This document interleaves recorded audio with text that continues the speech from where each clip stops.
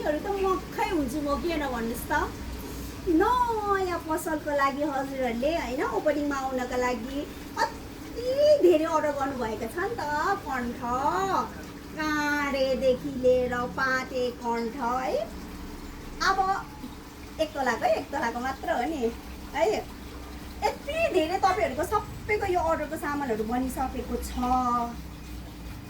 लु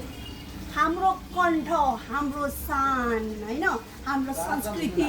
ल हेर्नुहोस् त कण्ठ अब आउनु आँट्यो ओपनिङ डेट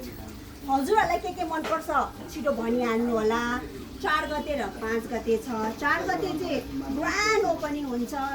मेरो 95 वर्षको बोजूको हातबाट रिबन कटिङ हुन्छ त्यसपछि हामी नाचिन्छ च्याब्रुङ